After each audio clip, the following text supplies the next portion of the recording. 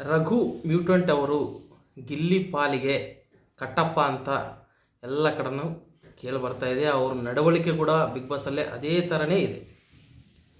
ಯಾಕಂತಂದರೆ ನಮ್ಮ ಜೀವನದಲ್ಲಿ 100 ಶತ್ರುಗಳಿದ್ದರೂ ಇಂಥ ಒಬ್ಬ ಫ್ರೆಂಡ್ ಮಾತ್ರ ಇರಬಾರ್ದು.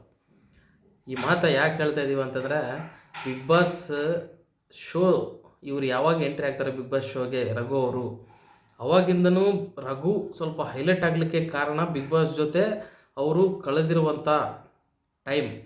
ಅವರಿಬ್ಬರ ಕಾಂಬಿನೇಷನು ಕಾಮಿಡಿದಲ್ಲಿ ಚೆನ್ನಾಗಿತ್ತು. ಸ್ಟಾರ್ಟಿಂಗ್ ರಘು ಅವರು ಚೆನ್ನಾಗಿ ಗಿಲ್ಲಿ ಜೊತೆ ಕಾಮಿಡಿಯಾಗೆ ಇದ್ದರು. ಆಮೇಲೆ ಏನಾಯಿತೋ ಗೊತ್ತಿಲ್ಲ. ಆಮೇಲೆ ಗಿಲ್ಲಿ ಯಾವಾಗ ಗೆಲ್ತಾನೆ ಅನ್ನೋದು ಎಲ್ಲರಿಗೂ ಕನ್ಫರ್ಮ್ ಆಯಿತು. ಸೊ ಬೇರೆ ಸ್ಟ್ರಾಟಜಿ ಸ್ಟಾರ್ಟ್ ಮಾಡಿದನೋ, ರಿಯಲಾಗಿ ಅವ್ರ ನೇಚರ್ ಹಾಗೆ ಇದನೋ ಗೊತ್ತಿಲ್ಲ. ಗಿಲ್ಲಿ ಮೇಲೆ ಸುಮ್ಮನೆ ಕಳಪೆ ಬಂದಾಗೂ ಗಿಲ್ಲಿಗೆ ಕೊಡೋದು, ಅಂದರೆ ಬೇರೆಯವ್ರು ಕೊಡೋ ಅಷ್ಟು ಧೈರ್ಯ ಇಲ್ಲವೋ, ಮತ್ತು ಬೇರೆಯವರು ಅಷ್ಟು ಚೆನ್ನಾಗಿ ಮಾಡಿರ್ತಾರೋ ಏನೋ ಗೊತ್ತಿಲ್ಲ. ಕಿಚ್ಚ ಸುದೀಪ್ ಅವರೇ ನಿನ್ನೆ ಎಪಿಸೋಡ್ನಲ್ಲಿ ಗಿಲ್ಲಿ ಅರ್ಥ ಮಾಡ್ಕೊಂಡಂಗೆ ಬಿಗ್ ಬಾಸ್ನ ಯಾರು ಅರ್ಥ ಮಾಡ್ಕೊಂಡಿಲ್ಲ ಅಂತ ಹೇಳ್ತಾ ಇದ್ರು. ಆದರೆ ರಘು ಅವ್ರ ಜೊತೆನೇ ಇಲ್ಲ ಸರ್ ಸರಿಯಾಗಿದ್ದಿಲ್ಲ, ವೀಕ್ ಕ್ಯಾಪ್ಟನ್ಸಿ ಅಷ್ಟು ಚೆನ್ನಾಗಿದ್ದಿಲ್ಲ, ಅವನ ಕ್ಯಾಪ್ಟನ್ಸಿ ಅನ್ನೋದನ್ನೇ ಕ್ಯಾಪ್ಟನ್ಸಿನೇ ಮಾಡಿಲ್ಲ ಸರಿಯಾಗಿ ಅಂತ ಹೇಳ್ತಾ ಇದ್ದ. ಎಲ್ಲವನ್ನು ಸಜೆಷನ್ಸ್ ಗಿಲ್ಲಿಗೆ ಕೊಡೋದು. ಬೇರೆಯವ್ರು ಯಾಕಂತಂದರೆ ಒಂದು ಮಾತನ್ನು ತೊಗೊಳ್ಳಲ್ಲ, ಈ ಅಪ್ಪನ ಮಾತು ಡೈರೆಕ್ಟಾಗಿ ಕೌಂಟ್ರ್ ಕೊಟ್ಬಿಡ್ತಾರೆ. ಅಶ್ವಿನಿ ಅವ್ರಿಗೂ ಧ್ರುವಂತವ್ರಿಗೂ ನಿನ್ನೆ ಒಂದು ಮಾತು ಹೇಳಿಕ್ಕೆ ಹೋದ್ರೆ ಅವ್ರು ಊಟ ಮಾಡದೇ ಇದ್ದಾಗ, ಅದಕ್ಕೆ ಅಶ್ವಿನಿ ಅವ್ರು ಎಷ್ಟು ಸ್ಟ್ರಾಂಗಾಗಿ ಫೈರ್ ಆದರೂ ಗೊತ್ತಾಯಿತು. ನಾವೆಲ್ಲರೂ ನೋಡಿದ್ವಿ. ಅದಕ್ಕೆ ಬಾಯಿ ಮುಚ್ಕೊಂಡಿರ್ತಾನೆ ಅವರು. ಮತ್ತು ಅವರ ಪ್ರತಾಪ ಯಾರ ಮೇಲೆ ತೋರಿಸ್ಬೇಕು, ಎಲ್ಲವನ್ನು ಸಹಿಸ್ಕೊಂಡಿರುವಂಥ ಗಿಲ್ಲಿ ಮೇಲೆ ತೋರಿಸ್ಬೇಕು. ಗಿಲ್ಲಿ ಆದರೆ ಏನು ಎದುರು ಮಾತಾಡಲ್ಲ, ಗೆಳೆಯ ಅಂಥೇಳಿ ಒಂದು ರೆಸ್ಪೆಕ್ಟ್ ಮೇಲೆ ಸುಮ್ಮನೆ ಆಗಿಬಿಡ್ತಾನೆ, ದೊಡ್ಡವನು ಅಂಥೇಳಿ ಸುಮ್ಮನೆ ಆಗಿಬಿಡ್ತಾನೆ. ಅವರು ಯಾವಾಗ ಸೀರಿಯಸ್ ಇರ್ತಾರೆ ಗಿಲ್ಲಿ ಅವ್ರ ಮೇಲೆ ಏನೂ ಮಾತಾಡ್ಲಿಕ್ಕೆ ಹೋಗಲ್ಲ. ನಾರ್ಮಲ್ ಇದ್ದಾಗ ಅಷ್ಟೇ ಸ್ವಲ್ಪ ಕಾಮಿಡಿ ಮಾಡೋಕ್ಕೆ ಹೋಗ್ತಾನೆ, ನಗಿಸ್ಲಿಕ್ಕೆ ಹೋಗ್ತಾನೆ ಹೊರತು ಬೇರೆ ಯಾವ ಟೈಮ್ದಲ್ಲೂ ಗಿಲ್ಲಿ ರಘು ಹತ್ರ ಒಂದು ಒಳ್ಳೆ ಫ್ರೆಂಡಾಗಿ ಇರ್ತಾನೆ ಹೊರತು ಹಿಂದೆ ಬೆನ್ನಿಗೆ ಚೂರಿ ಹಾಕುವಂಥ ಕೆಲಸ ಗಿಲ್ಲಿ ಮಾಡೋದಿಲ್ಲ. ರಘು ಸ್ಟಾರ್ಟಿಂಗಿಂದನೂ ಗಿಲ್ಲಿಗೆ ಮಾಡ್ತಿರೋದು ಏನಂತಂದರೆ, ಇವರೇನೋ ದೊಡ್ಡ ಬ್ಯಾಲೆನ್ಸ್ಡ್ ಪರ್ಸನು, ಒಳ್ಳೆಯ ಡೈನಮಿಕ್ ಪರ್ಸನ್ ಅನ್ನೋ ಥರ ತೋರಿಸ್ಕೊಳ್ಳಿಕ್ಕೆ ಹೋಗಿ ಗಿಲ್ಲಿನ 2-3 ಸಲ ನಾಮಿನೇಟ್ ಮಾಡಿದ್ದಾನೆ. ಫ್ರೆಂಡನ್ನ ಯಾರಾದರೂ ನಾಮಿನೇಟ್ ಮಾಡ್ತಾರಾ? ಗಿಲ್ಲಿ ಅಂತ ತಪ್ಪೇನು ಮಾಡಿದಾರೆ? ಮತ್ತು ಕಳಪೆ ಬಂದಾಗೂ ಗಿಲ್ಲಿನೇ, ಏನಾದರೂ ನೆಗೆಟಿವ್ ಕೊಡಬೇಕಂತಂದ್ರೂ ಗಿಲ್ಲಿನೇ. ಸೊ ಇಂಥ ಫ್ರೆಂಡ್ ಮಾತ್ರ ನಾವು ಪಕ್ಕದಲ್ಲಿ ಇಟ್ಕೊಂಡು ಲೈಫ್ನ ಲೀಡ್ ಮಾಡಲಿಕ್ಕಾಗಲ್ಲ. ಒಂದು ಗಿಲ್ಲಿಗೆ ದೊಡ್ಡ ಚೂರಿ ಆಗೋನು ಈ ಬಿಗ್ ಬಾಸಲ್ಲಿ ಯಾರನ್ನಿದ್ದಾನೆ ಅಂತಂದರೆ ರಘು ಅವರು ಅಂತಲೇ ಹೇಳ್ಬೋದು.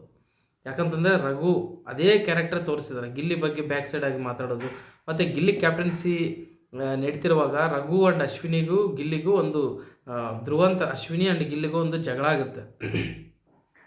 ಆ ಜಗಳದಲ್ಲಿ ಅವ್ರು ಏನು ಮಾತಾಡೋದು ಸುಮ್ಮನೆ ಇರಬೇಕಂತ ಗಿಲ್ಲಿ ಕ್ಯಾಪ್ಟನ್, ಯಾಕಂದರೆ ಕ್ಯಾಪ್ಟನ್ ಅಂತ ಗಿಲ್ಲಿ. ಹಂಗಾದ್ರೆ ಮತ್ತು ಅಶ್ವಿನಿ ಏನು ಮಾಡಿದ್ರು ಮತ್ತು ಇವ್ರು ಕ್ಯಾಪ್ಟನ್ ಇದ್ದಾಗ ಸುಮ್ಮನೆ ಆಗಬೇಕಾಗಿತ್ತಲ್ಲ, ಅಷ್ಟು ದೊಡ್ಡ ಜಗಳ ಯಾಕಾಯ್ತು ಅವಾಗ?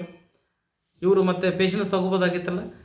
ತಮ್ಮಲ್ಲಿರುವಂಥ ಎಲ್ಲ ಬ್ಯಾಡ್ ಕ್ವಾಲಿಟೀಸ್ನ ಮುಚ್ಚಿಟ್ಕೊಂಡು ಬಿಗ್ ಬಾಸ್ನ ಅವರ ಹೆಗಲ ಮೇಲೆ ಹಾಕ್ಕೊಂಡು ನಡೆಸ್ಕೊತ ಹೋಗ್ತಿರುವಂಥ ಗಿಲ್ಲಿ ಮೇಲೆ ಸುಮ್ಮನೆ ಕಳಪೆ ಕೊಡೋದು, ನಾಮಿನೇಟ್ ಮಾಡೋದು, ಸರಿಯಾಗಿ ಆಡ್ತಿಲ್ಲ ಅಂತ ಅನ್ನೋದು, ಗಿಲ್ಲಿ ಅತ್ರೇಕ ಅಂತ ಅನ್ನೋದು, ಸುಮ್ಮನೆ ವರಷ್ಟು ಕಾಮಿಡಿ ಮಾಡ್ತಾನಂತ ಅನ್ನೋದು, ಎಲ್ಲರನ್ನೂ ಕೀಳು ಮಟ್ಟದಾಗ ಕಾಮಿಡಿ ಮಾಡ್ತಾನಂತ ಅನ್ನೋದು, ಏನು ಬೇಕೋ ಅವೆಲ್ಲ ಗಿಲ್ಲಿ ಮೇಲೆ ಅಪವಾದ ಹೊರಿಸ್ಲಿಕ್ಕೆ ಈ ಮ್ಯೂಟೆಂಟ್ ರಘು ಯಾವಾಗಲೂ ರೆಡಿ ಇರ್ತಾನೆ. ಹಾಗಾಗಿ ಗಿಲ್ಲಿ ಇಂಥವ್ರಿಂದ ದೂರ ಇರಬೇಕು. ಒಂದು ವೇಳೆ ಈಗ ಗಿಲ್ಲಿ ಬರಲ್ಲ, ಗಿಲ್ಲಿ ಹತ್ರನೇ ಹೋಗ್ಬಾರ್ದು, ಸಪ್ರೇಟಾಗಿ ಇರಬೇಕು.